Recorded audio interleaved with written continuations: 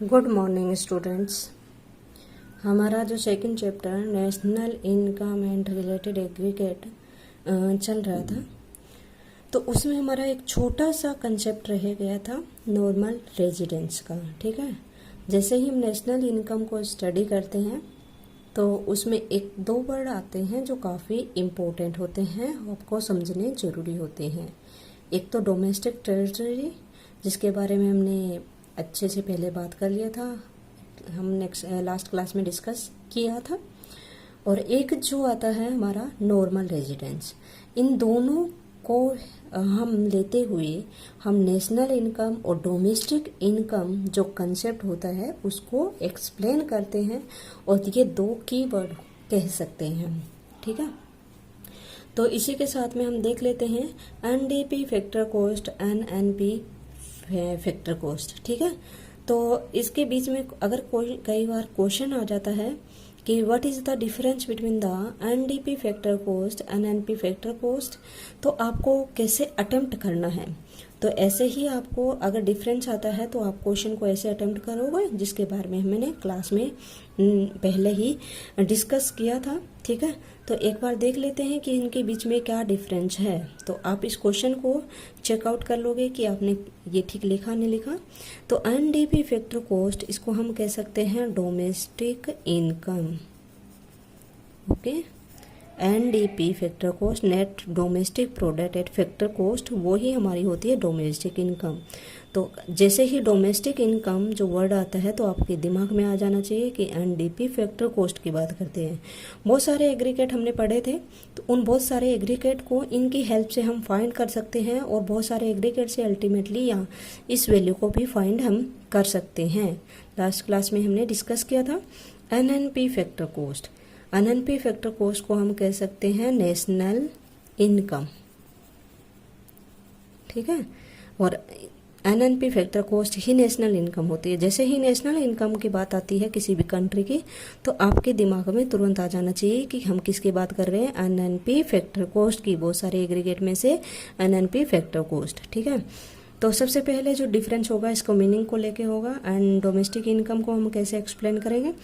It is the sum total of the factor income generated within the domestic territory of a country, no matter who generated this income, residents, non-residents। ठीक है, तो ये हमारा एक तो word आता है रेजिडेंस का, और दूसरा आता है डोमेस्टिक टेरिटरी का। ये काफ़ी इंपॉर्टेंट कंसेप्ट है, इसके बारे में डिस्कस किया था, इसके बारे में हम अभी डिस्कस करेंगे। ठीक है, तो ये इसकी डेफिनेशन है। ठीक है, इनकम डोमेस्टिक टेरिटरी में होगी, और वो इससे हमें मतलब नहीं होगा कि वो रेजिडेंस होगा या नॉन रेजिडेंस होगा। इसका नेशनल इनकम होगा। It is a sum total of factor incomes occurring to normal residents of a country, no matter where this income is generated within the domestic territory और the rest of the world. ठीक है, थोड़ा सा opposite हो गया। तो ये देखेगा कि हमारी इनकम डोमेस्टिक टेरिटरी में होनी चाहिए, वो करने वाला चाहे नॉर्मल रेजिडेंस जो है नॉर्मल, हमें इससे मतलब नहीं। पर नेशनल इनकम क्या बोलता है, हमें इससे मतलब है कि वो हमारा नॉर्मल रेजिडेंस होना चाहिए। हमें इससे मतलब नहीं होना चाहिए कि वो हमारी डोमेस्टिक टेरिटरी में यानी कि इंडिया में है या फिर यूएसए में है। ठीक है, या रेस्ट ऑफ द वर्ल्ड कहीं पे भी है। तो ये फोकस करेगा नॉर्मल रेजिडेंस पे, और डोमेस्टिक इनकम फोकस करेगा डोमेस्टिक टेरिटरी पे। ठीक है, it does not include net factor income from abroad, NFIA। ठीक है, क्लियर है। तो ये डोमेस्टिक टेरिटरी की बात करेगा, तो बाहर से इनकम का ये बिल्कुल भी नहीं लेगा। केवल हमारी इंडिया की डोमेस्टिक टेरिटरी है उसी को इनकम को ये कंसिडर करते हुए डोमेस्टिक इनकम फाइंड करते हैं। It include net factor income from abroad. ठीक है, ये net factor income from abroad को इंक्लूड करेगा। ठीक है, ये देखेगा कि हमारा पीपल होना चाहिए, हमारा इंडियन पीपल होना चाहिए, चाहे वो हमारी कंट्री का हो या फिर बाहर रहते हुए काम कर रहे हैं। ठीक है, क्लियर कि डिफरेंस हम कैसे लिखेंगे। ओके, नेक्स्ट आता है हमारा नॉर्मल रेजिडेंस। ठीक है, ये इंपॉर्टेंट है काफ़ी, इसको समझना भी हमारे लिए काफ़ी ज़रूरी है। Normal residence of a country are the people वो normally reside in the country concern. ठीक है, तो पहली बात क्या है, वो normally reside in the country concern, कि उस कंट्री में वो रह रहा है। दूसरा क्या है, वो जो centre of economic interest lies in the economic concern, ठीक है, पहली बात तो वो उसमें रह रहा है। दूसरी जो इम्पोर्टेंट कंडीशन है वो है उसका इकोनॉमिक इंटरेस्ट भी उस कंट्री में होना चाहिए। जैसे एक्स पर्सन है, वो क्या है कि इंडिया में रह रहे हैं, ठीक है। अब हम ये नहीं देखेंगे कि वो सिटीजन इंडिया का है या फिर यूएसए का है, कहीं किसी का भी हो, ठीक है, कि वो इंडिया का भी सिटीजन हो सकता है और यूएसए का। अब रेजिडेंस की बात करेंगे और सिटीजनशिप की बात करें तो रेजिडेंस को हम देखेंगे तो ये इकोनॉमिक पॉइंट ऑफ व्यू से देखेंगे, ठीक है, किसे इकोनॉमिक पॉइंट ऑफ व्यू से देखेंगे, ठीक है।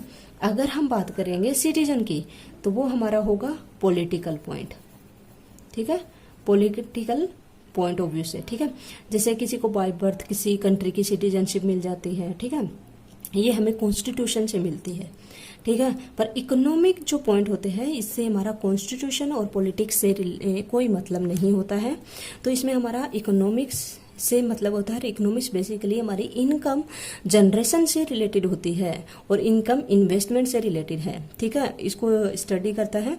तो हम ये देखेंगे कि वो पीपल किस कंट्री का सिटीजन है उससे मतलब नहीं, उसका इकोनॉमिक जो एक्टिविटी है वो किस कंट्री में वो कर रहा है और किस कंट्री के लिए वो करना चाहता है वो देखेंगे, ठीक है। तो फर्स्ट है normally reside in the country concern, पहली बात तो वो उस कंट्री में रहना चाहिए, ठीक है, जैसे एक्स पर्सन है इंडिया में रह रहा है। दूसरी बात वो जो centre of the economic interest यानी कि इस एक्स पर्सन का इकोनॉमिक इंटरेस्ट यानी कि वो इन्वेस्टमेंट करेगा, ठीक है, और फर्दर जो बिजनेस करेगा, ठीक है, कंजम्पशन तो ऑब्वियसली वो करेगा ही, तो ये सारा वो इंडिया में कर रहा है, ठीक है, तो वो क्या होगा इंडिया का रेजिडेंस होगा, ठीक है।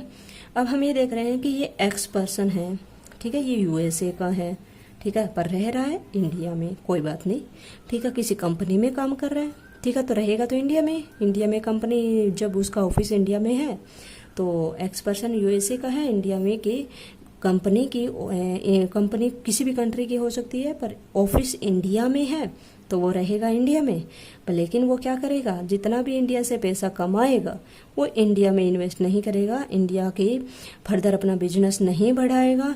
कंजम्पशन ठीक है, मोस्ट ऑफ द कंजम्पशन ठीक है, बेसिक नीड की क्लियर करने के लिए कर सकता है, पर जैसे उसे हाउस बनाना है या फिर बहुत ऐसा एक्सपेंडिचर करना है जो लार्ज स्केल पे हो तो वो करेगा यूएसए में, तो वो इंडिया का नॉर्मल रेजिडेंस नहीं होगा, किसका होगा, यूएसए का होगा, ठीक है। तो ये दो वर्ड आपको याद में रखना है, पहला तो वो उस कंट्री में रह रहा है, ठीक है, रिजाइड इन कंट्री कंसर्न, दूसरा क्या है उसका इकोनॉमिक इंटरेस्ट भी उस कंट्री में होना चाहिए, केवल रहना ही काफ़ी नहीं है, उसका पैसा भी उसमें कंट्री में इन्वेस्ट करे तभी वो नॉर्मल रेजिडेंस होगा, ओके। तो अभी हम बात कर रहे हैं कि नॉर्मल रेजिडेंस हम किसको कहें, तो एक जरूरी नहीं कि कोई पर्सन होगा वो ही नॉर्मल रेजिडेंस होगा, इसमें कौन कौन सी चीज़ें इंक्लूड करेंगे वो हम देख लेते हैं कि normal residence include both the individual as well as institution, individual तो इंक्लूड ही करेंगे, ठीक है, जैसे एक्स पर्सन की बात करें इंडिविजुअल हो गया। अब यहाँ पे इंस्टीट्यूशन की बात करें तो इंस्टीट्यूशन कई सारे इंस्टीट्यूशन होते हैं, माइक्रोसॉफ्ट कंपनी का ऑफिस है, ठीक है, इंस्टीट्यूशन IMF है, ठीक है, जैसे कि वर्ल्ड बैंक है, कई सारे ऐसे इंस्टीट्यूशन हैं जो किसी एक पर्सन से मिलके नहीं बने, कई ग्रुप ऑफ पीपल से मिलके बने हैं और ग्रुप ऑफ कंट्री, ठीक है, तो इनको हम क्या कहेंगे, नॉर्मल रेजिडेंस में कंसीडर करेंगे, तो केवल एक इंडिविजुअल नहीं इंस्टीट्यूशन में इंक्लूड है। नेक्स्ट है it is not necessary that the normal residence of a country is also citizen of a that country, जिसके बारे में हमें भी डिस्कस किया था कि जरूरी नहीं कि वो उस कंट्री का सिटीजन हो, ठीक है। इंडिया में सिटीजनशिप है, ठीक है, इंडिया का कोई पीपल यूएसए में जाके वहाँ की सिटीजनशिप ले सकता है या फिर वहाँ पे रह के वो काम कर सकता है, तो नॉर्मल रेजिडेंस ये नहीं है कि वो नॉर्मल रेजिडेंस तभी होगा जो हमारा सिटीजन होगा। नेक्स्ट आपका international organizations such as WHO, WTO, IMF in the country are not to be taken as a normal residence of that country, okay। तो इसका ध्यान से समझो। International organisation such as WHO है, WTO है, IMF है, in a country are a not to be taken as a normal residence of a that country, ठीक है। जैसे कि इनका ऑफिस है, ठीक है, WHO, ठीक है, वर्ल्ड हेल्थ ऑर्गेनाइजेशन, जिसकी अभी हमारी करंट में काफ़ी चर्चाएं हो रही है। वर्ल्ड हेल्थ ऑर्गेनाइजेशन ये किसी एक पर्टिकुलर कंट्री का नहीं है, ये पूरे वर्ल्ड की बात करता है, ठीक है। ये किसी कंट्री के बारे में नहीं सोचता और ना ही उस कंट्री की पर्टिकुलर की बात करता है। अगर उसे ये लग रहा है कि कोई कंट्री बहुत ऐसा कुछ काम कर रही है जिससे another rest of the world की कंट्री अफेक्ट होती है, तो WTO इस प्रकार के इश्यूज को देखता है और ये हेल्थ से रिलेटेड होती है। जैसे एपिडेमिक है या कोई ऐसी बीमारी है जो उस पूरे वर्ल्ड में ही फैल गई है, तो उसे रिलेटेड समय समय पे ये गाइडलाइन जारी करता रहता है, ठीक है, और हर कंट्री के वेलफेयर की बात करता है।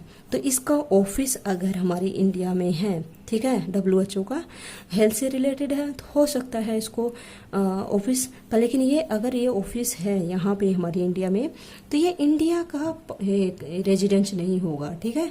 ये हमारा एक पूरे वर्ल्ड का ही है, तो हम ये नहीं कहेंगे कि इंडिया का रेजिडेंस है वो, इसे WTO, ऐसे IMF, ओके।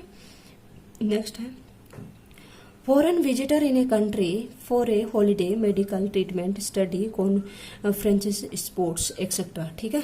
तो इस प्रकार के जो पीपल होते हैं तो उनको भी हम ना नॉर्मल रेजिडेंस में इंक्लूड नहीं करते हैं, ओके। जैसे कि फॉरेन विजिटर्स हैं, जैसे कि हम छुट्टियां मनाने के लिए किसी कंट्री में चले गए, तो हम जैसे इंडिया के पीपल है 15 दिन के लिए, 1 महीना कहीं चले गए, शिमला वो सिंगापुर चले गए या कहीं दूसरी कंट्री में चले गए घूमने के लिए, तो दूसरी कंट्री में 10-15 दिन के लिए या फिर महीने के लिए तो जा रहे हैं, फिर तो इंडिया में ही आएंगे, ठीक है। तो वो वहाँ पे जा रहे हैं, एंजॉय कर रहे हैं, तो वो उस कंट्री के नॉर्मल रेजिडेंस नहीं होंगे, इंडिया के होंगे। इंडिया में जैसे फॉरेनर आते हैं ब्रिटेन के, USA के, किसी भी कंट्री के, तो वो उन्हीं कंट्री के रेजिडेंस होते हैं, इंडिया के नहीं होंगे, ठीक है। हॉलीडे, मेडिकल ट्रीटमेंट कई बार होती है कि हमारे जो ये जैसे डॉक्टर्स होते हैं, इनकी टीम चली जाती है one country to another country कुछ एक्सपीरियंस लेने के लिए, कुछ कई बार अच्छा जैसे कि रिसर्च करना है तो उसके पर्पज से, तो वो कुछ ही टाइम के लिए जा रही है, तो वो रेजिडेंस नहीं होगा। स्टडी करने के लिए स्टूडेंट, अब स्टूडेंट आ रहे हैं, जरूरी नहीं कि वो कुछ ही टाइम के लिए 10-15 दिन, महीने, 6 महीने का तो होता नहीं, हो सकता है कोई 3 साल के लिए, कोई 5 साल के लिए। पर जो स्टूडेंट स्टडी करने के लिए जा रहा है, जैसे इंडिया का पीपल ऑस्ट्रेलिया में स्टडी करने जा रहा है, USA में स्टडी करने जा रहा है, कनाडा में स्टडी करने जा रहा है, 5 साल के लिए रह रहा है, पर लेकिन वो कनाडा, USA, ऑस्ट्रेलिया का रेजिडेंस नहीं होगा, वो इंडिया का ही होगा, जो 5 साल रहे, 6 साल रहे, ठीक है। कॉन्फ्रेंस हो गए, कॉन्फ्रेंस के लिए जा रहे हैं। स्पोर्ट्स टीम है, जैसे क्रिकेट टीम बाहर जा रही है, तो वो इंडिया की क्रिकेट टीम है ना, तो इंडिया के रेजिडेंस होंगे। Crew member of a foreign vessels, commercial travellers and the seasonal worker of a country, ठीक है, are not to include as the normal residence of a country, okay. तो crew member होते हैं, ठीक है, जिस प्रकार से कई के बड़े बड़े शिप होते हैं, शिप के क्रू मेंबर भी हो सकते हैं, ठीक है। USA का शिप है पर इंडिया के क्रू मेंबर है, तो इंडिया के नॉर्मल रेजिडेंस हो गए। या फिर इंडिया का जो शिप है, USA के वो क्रू है, तो वो इंडिया के नहीं होंगे, वो USA के होंगे, ओके, ठीक है। इसी प्रकार से आपका कमर्शियल ट्रेवलर बिजनेस पर्पज के लिए हम ट्रेवलिंग करते रहते हैं, महीने लग जाते हैं, 6 महीने लग जाते हैं, साल लग जाते हैं, पर वो उसी कंट्री का होगा, किसी हमारी कंट्री का नॉर्मल रेजिडेंस नहीं होगा, ठीक है।